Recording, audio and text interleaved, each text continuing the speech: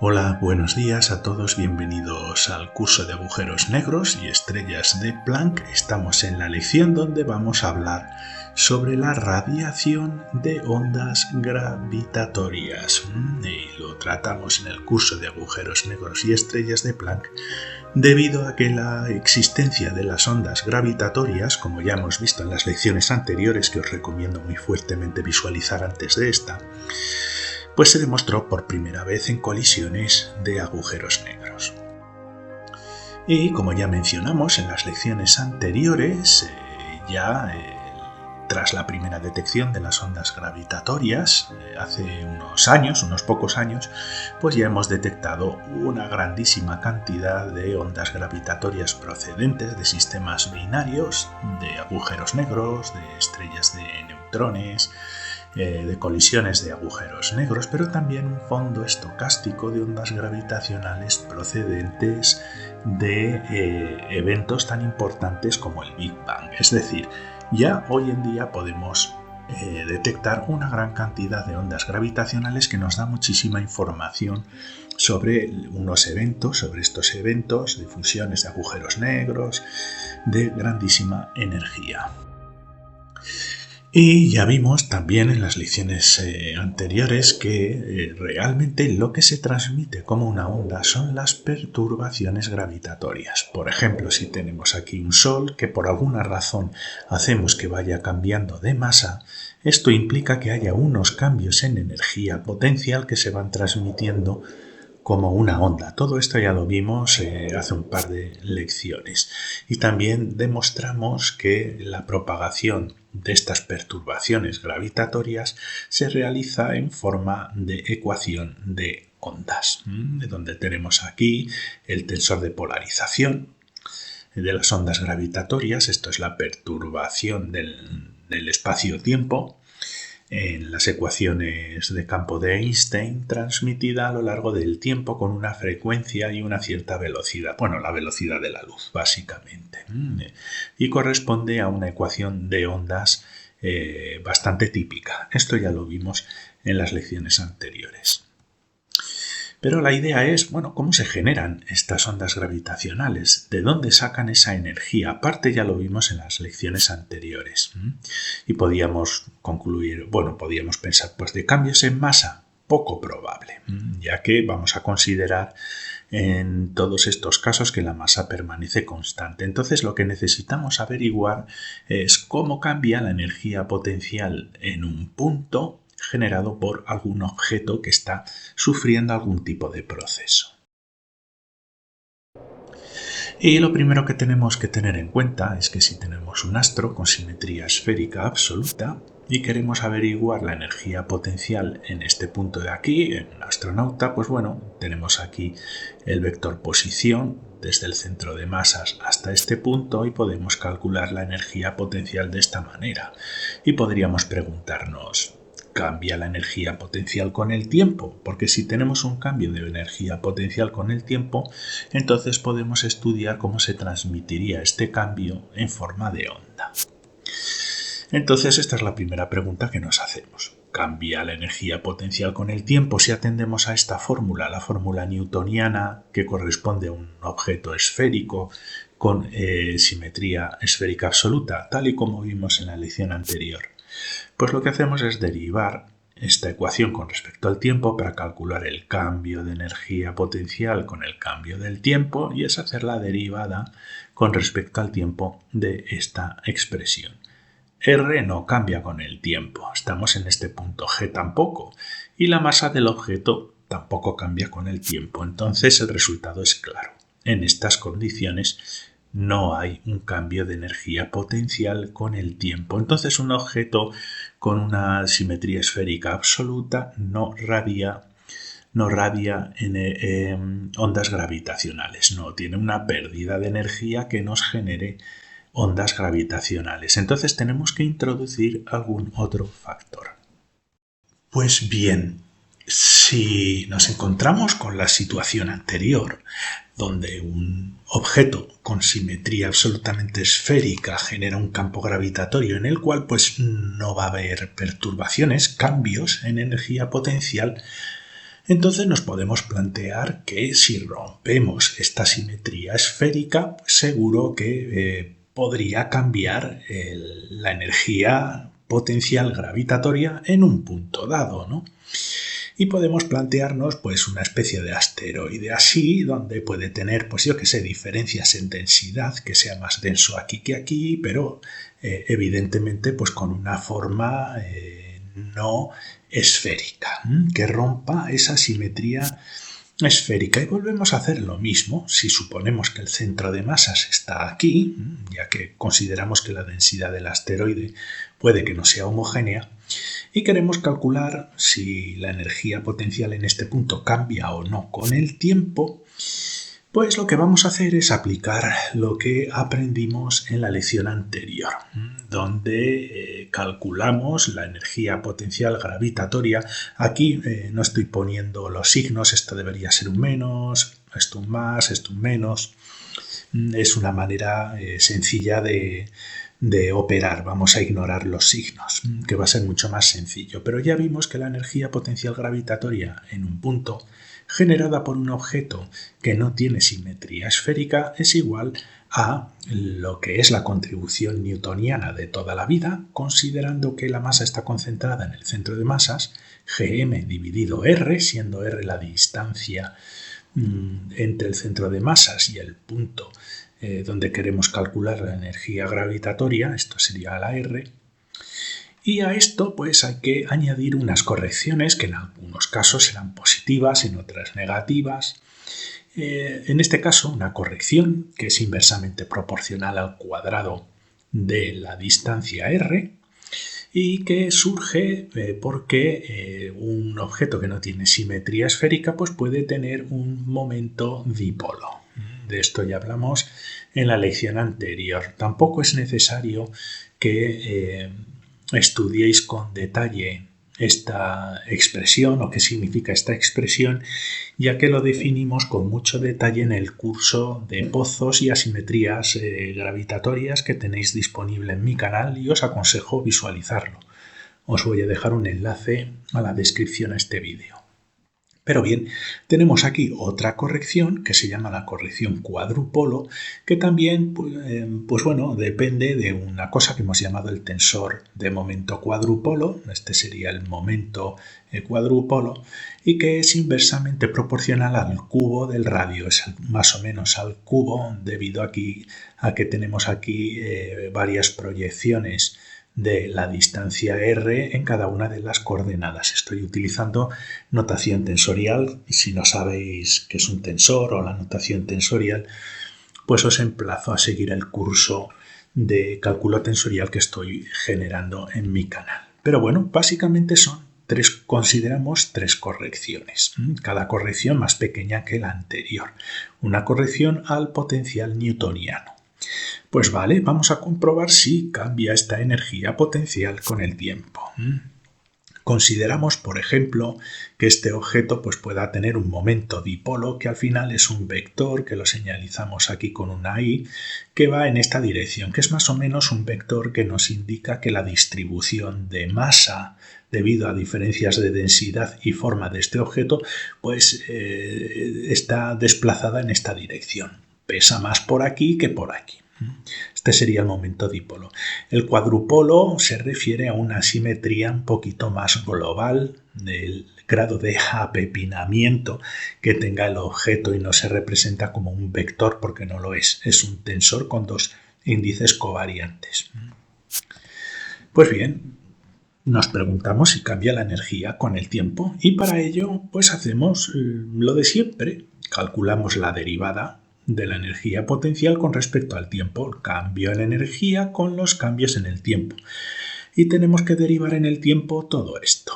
Bien, pero si tenemos un objeto, independientemente de la simetría que tenga, pero si está quieto, si es un objeto estático, no va a cambiar la dirección de este vector, va a ser constante y tampoco nos va a cambiar la simetría global del asteroide porque no se está moviendo.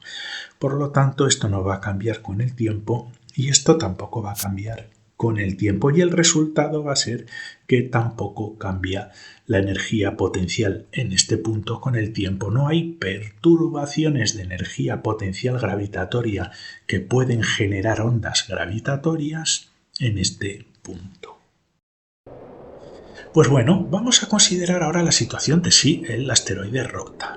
Y en esta situación lo he pintado de esta manera porque es bastante intuitivo. Y este puntito va a cambiar de tamaño. Si es pequeñito, tiene menor energía potencial.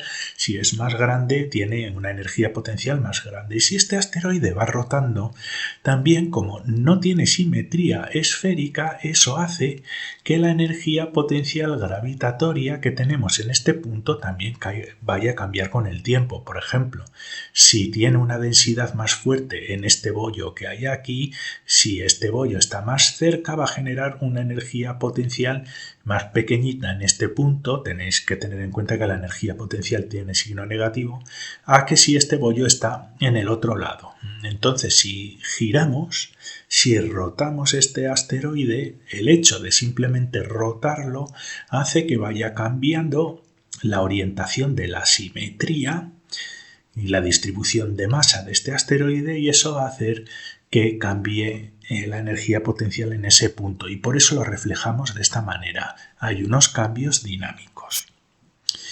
Así que para que cambie la energía potencial en un punto, tenemos que rotar el objeto alrededor de su centro de masas. Solo así conseguiremos una perturbación en energía potencial. Y de manera intuitiva podemos ver que la perturbación, el cambio de energía potencial con el cambio del tiempo va a ser una función del momento angular del asteroide. Es evidente. ¿Por qué? Porque el momento angular del asteroide es lo que nos va a dar información sobre ese movimiento de rotación. El momento angular es una medida de rotación de nuestro asteroide. Ya recordaréis que el momento angular es distancia por masa por velocidad. Entonces, si esto se rota con una cierta velocidad, tiene una cierta masa, esta masa no está distribuida homogéneamente, pues vamos a tener un momento angular no cero para nuestro asteroide. Y el cambio de energía potencial con respecto al tiempo va a ser una función del momento angular. Cuanto más rápido rote el asteroide, pues más va a cambiar. Entonces, recordemos esta fórmula. Así que cambiar cambia, pero perdemos energía. ¿Por qué es esto importante? Porque si hay una pérdida de energía gravitatoria, esa pérdida de energía gravitatoria se irradia en forma de onda gravitatoria. Eso es lo que nosotros queremos averiguar. Entonces vamos a ponernos en esta situación. Tenemos nuestro asteroide y aquí he pintado de una manera intuitiva con un punto gordo el nivel de energía potencial gravitatoria que tenemos en este punto. Vale, vamos a hacer una cosa. Vamos a rotar este asteroide 180 grados. ¿De acuerdo? Rotamos el asteroide e imaginamos que vamos a tener aquí una energía potencial más pequeñita, y por eso lo he dibujado con un puntito pues más pequeño. ¿De acuerdo? Entonces, ¿ha cambiado la energía? Sí, cuando hemos rotado 180 grados. Pero ¿qué pasa si hacemos una rotación completa de 360 grados? Que volvemos a la situación inicial. Por eso he pintado este punto gordo aquí. Así que el cambio neto de energía potencial gravitatoria cuando estamos rotando el objeto de manera completa es cero. En una situación incluso con asimetrías gravitatorias, con asimetrías del objeto, donde esté rotando, a lo largo del tiempo el cambio neto en energía potencial en cualquiera de los puntos va a ser cero. Entonces estamos perdiendo algo. Hay algo que todavía no entendemos. Hay algo un poco extraño. Vamos a intentar seguir explorando esta línea de pensamiento, de razonamiento, para poder dar con la clave, para poder generar una pérdida o una ganancia neta de energía potencial en un punto que nos dé origen a ondas gravitatorias.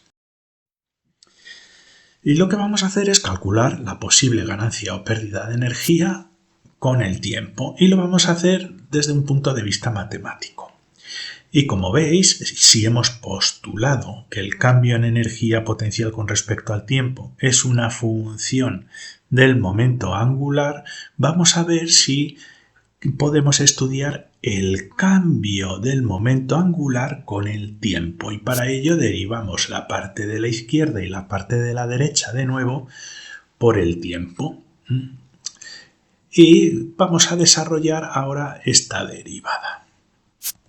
Si desarrollamos esta derivada, lo hacemos con una derivación en cadena. Como es una función dependiente del momento angular y postulamos que el momento angular pueda depender del tiempo, el resultado de esta derivada es la derivada de la función con respecto al argumento, que es el momento angular, por la derivada del momento angular con respecto al tiempo. Y esto sería el cambio en el tiempo de esta función de momento angular, el cambio en el tiempo del cambio de energía con el tiempo. Bien, pero ¿qué pasa? En una situación normal, donde no hay una pérdida de energía, donde no hay fuerzas externas, donde sabéis que la física newtoniana dice que el momento angular se conserva, ¿de acuerdo? ¿Y qué significa que se conserve el momento angular? Pues todos aquellos que habéis estudiado el curso de física postnewtoniana, donde hemos hablado mucho sobre este tema, os dejo un enlace en la descripción a este vídeo, ya sabéis que eso significa que si se conserva, eso significa que no cambia con el tiempo. Por lo tanto, la derivada del momento angular con el tiempo es igual a 0. Y el resultado es que como el momento angular no cambia con el tiempo, volvemos a tener, ponemos un 0 aquí que multiplicado a la derivada de la función con respecto al momento angular, sea lo que sea, da igual a 0. Entonces, en una situación donde tengamos conservación del momento angular, esta ecuación que veis aquí es 0. Bien, pues ya sabemos algo, algo bastante importante. Sigamos con el razonamiento. En la situación donde el momento angular de la roca o del objeto no cambie con el tiempo, no hay pérdida de energía gravitatoria porque se cumple esta ecuación. Para perder energía gravitatoria hay algo que es importante en esta ecuación. Y en esta ecuación lo que se tiene que cumplir es que el cambio de momento angular con respecto al tiempo tiene que ser no cero. Es decir, para que haya perturbaciones con una ganancia o pérdida neta de energía gravitatoria en un punto del espacio, el objeto que está rotando tiene que cambiar su momento angular. O va a crecer o va a decrecer. O acelera su velocidad de rotación o disminuye su velocidad de rotación. Si el objeto pierde energía, va a disminuir su velocidad de rotación y eso va a hacer que haya cambios de energía gravitatoria con el tiempo reflejados como esta operación, la doble derivada de la energía potencial con respecto al tiempo va a ser no cero. Así que es necesario que haya una pérdida de velocidad de rotación. Yo digo una pérdida de velocidad de rotación para que tengamos una perturbación de energía gravitatoria positiva que se vaya a marchar en forma de onda gravitacional. ¿Vale? Entonces tiene que cumplir esta condición. Para que haya perturbaciones gravitatorias y que puedan trasladarse a lo largo del espacio en forma de ondas, lo que tiene que suceder es que la velocidad de rotación, el momento angular del objeto que está generando el campo gravitatorio, siempre y cuando no tenga simetría absolutamente esférica, pues sea no cero, que cambie, básicamente que cambie la velocidad de rotación. Y eso implica que la doble derivada de la energía potencial, de la fórmula de la energía potencial con respecto al tiempo, tiene que ser diferente de cero. Y por lo tanto, bueno, pues esta energía potencial, que la estamos indicando como una U, y ponemos dos puntitos, estos dos puntitos nos indican, es la forma que tenía Newton de indicar una doble derivada con el tiempo. Un puntito indica la derivada en el tiempo, dos puntitos implica la doble derivada en el tiempo. Entonces, para que haya esas perturbaciones gravitacionales, lo que se tiene que cumplir es esta ecuación, que la doble derivada en el tiempo de la energía potencial tiene que ser diferente de cero. Y la pérdida de energía gravitatoria implica pérdida de energía rotacional, y yo lo he reflejado en esta figurita, ¿vale? Entonces, lo que sucede es, tenemos el asteroide rotando a toda velocidad, y entonces lo que va a ir haciendo es radiar energía gravitatoria en forma de una perturbación gravitatoria que va cambiando con el tiempo y se va propagando por el espacio, y esta propagación de energía gravitatoria tiene como consecuencia que se va frenando la velocidad de rotación de nuestro asteroide. Con el tiempo se va frenando esa rotación y esa energía que se está perdiendo de la rotación acaba irradiada en forma de ondas gravitatorias. Y para ello se tiene que cumplir esta ecuación, y esta ecuación va a ser fundamental para nosotros para explicar el mecanismo de formación de las ondas gravitatorias. Entonces, ¿de qué depende? Pues vamos a desarrollar esta ecuación de aquí.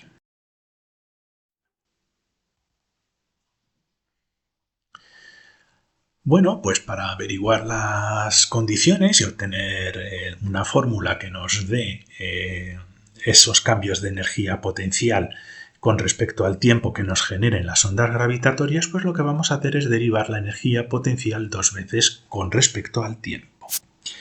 Y vamos a utilizar la expresión que ya hemos visto antes, donde tenemos la expresión newtoniana con las correcciones dipolo y cuadrupolo. Y lo que vamos a hacer es derivar estas dos con el tiempo, derivamos la energía potencial con el tiempo, y el primer término pues nos va a dar 0. ¿Por qué? Porque suponemos que no hay una pérdida de masa, va a ser una constante, la G es una constante y la R vamos a considerar que es una constante, que estamos analizando esos cambios en energía potencial en un punto. Pero aquí ya no. ¿Por qué? Porque si admitimos la ecuación anterior, donde hemos demostrado que para que haya perturbaciones gravitatorias, pérdida de energía gravitatoria o ganancia de energía gravitatoria, esta ecuación tiene que ser no cero. Si esto es cero, estos términos de aquí tienen que ser no cero para que haya esas ganancias y pérdidas de energía gravitatoria. Y esto implica que de todos estos factores lo que puede cambiar, por ejemplo, pues es el momento dipolo del objeto. Y como lo hemos derivado dos veces con el tiempo, pues lo indicamos aquí también, la derivación con el tiempo dos veces del momento dipolo. Y lo mismo sucedería con el momento cuadrúpolo. ¿De acuerdo? Entonces, en la situación en la que hay un cambio en el momento angular del objeto, en un objeto sin simetría esférica, y un cambio que nos va a generar una fluctuación de energía, una ganancia o una pérdida de energía gravitatoria, se tiene que cumplir esta ecuación. Esta ganancia o pérdida de energía gravitatoria va a depender de los cambios en el tiempo, de los cambios en el tiempo, digámoslo así, del momento dipolo y del momento cuadrúpolo. Es decir, de la doble derivada en el tiempo del momento dipolo y de la doble derivada en el tiempo del momento cuadrúpolo. Y esto lo que demuestra es que un objeto que no tiene simetría esférica, sino que es, digamos, asimétrico, esa asimetría gravitatoria que genera este objeto en rotación nos genera este término de aquí, que es el que va a hacer que tengamos esa pérdida o ganancia de energía gravitatoria. Este término de aquí. Y un agujero negro en rotación, pues bueno, pues sí, tiene una simetría fundamentalmente cuadrúpolo. ¿de acuerdo? Porque la derivación en la relatividad general lo que se ve es que la dependencia de la pérdida o ganancia de energía gravitatoria depende del momento cuadrúpolo del objeto. Entonces un objeto como un agujero negro tiene esta forma, digamos, de balón de rugby, ¿no? Que lo podemos poner aquí, y por lo tanto tiene un momento cuadrúpolo que no es cero. Y si desarrollamos o expresamos la ecuación que hemos derivado en la diapositiva anterior, el momento dipolo realmente no contribuye. Esto no lo estoy mostrando, habría que hacer la derivación con relatividad general, y lo que más contribuye a esa pérdida o ganancia de energía gravitatoria en un punto pues es la doble derivada en el tiempo del momento cuadrúpolo, y lo reflejamos de esta manera. Si utilizáramos la relatividad general, lo que veríamos es que la perturbación gravitatoria en forma de perturbación del espacio-tiempo, de la métrica del espacio-tiempo, que ya hemos visto en las lecciones anteriores, que lo indicamos como una h, con dos índices covariantes aquí, pues va a ser una función de la doble derivada en el tiempo también del momento cuadrúpolo, muy parecido a lo que hemos obtenido en esta expresión. Y eso nos daría la perturbación gravitatoria que se traslada en el espacio adquiriendo energía de la pérdida de energía gravitatoria debido a la rotación de este agujero negro que no tiene simetría esférica. ¿Vale? Y esta es la expresión derivada de la relatividad general. Es, como veis, un poco parecida, aunque hay una dependencia en el radio que es diferente, ¿no? Pero es básicamente una función de la doble derivada en el tiempo del momento cuadrúpolo del objeto. Y esto también es aplicable pues, a sistemas binarios que estén en rotación, aunque la energía no suele ser muy alta, la energía que pierden. ¿Por qué? Porque estos objetos pues están en rotación, pero debido a que están cerca uno del otro, si no son objetos absolutamente sólidos, pues hay una pérdida de la simetría esférica, y eso hace que, como no tenemos una simetría esférica, pues estos objetos que están rotando uno alrededor del otro pues vayan perdiendo energía gravitatoria de la misma manera que antes por la doble derivada del momento cuadrúpolo, y se generen estas ondas gravitatorias del espacio-tiempo que tienen la energía que han absorbido de la pérdida de la energía gravitatoria de estos dos objetos. Las funciones de los agujeros negros también son interesantes. ¿Por qué? Porque no solo hay una pérdida de la simetría de los agujeros negros que van a colisionar justo antes de la colisión y después de la fusión, hay unos cambios de simetría, unos cambios de los momentos cuadrúpolo, pero también lo que sucede es que hay una pérdida de masa que se irradia en forma de ondas gravitatorias. La suma de las masas individuales de estos dos agujeros negros no equivale a la masa total del agujero negro después de la fusión. Hay una pérdida que, pues no sé, creo que hay algunos datos en algunos casos que son 30 masas solares o no me acuerdo, está publicado por ahí. Y también esa pérdida en masa durante la fusión es la que se irradia en forma de ondas gravitacionales, y estas ondas gravitacionales tienen la suficiente energía como para que nosotros aquí en la Tierra podamos detectarlas. Y bueno, pues eso es todo. Si os ha gustado la lección, os invito a suscribiros a mi canal. Si necesitáis alguna aclaración o ir un poquito más despacio, me lo decís y lo hago. Os dejo un enlace al curso en general, otra a la lección anterior. Muchas gracias y hasta la siguiente.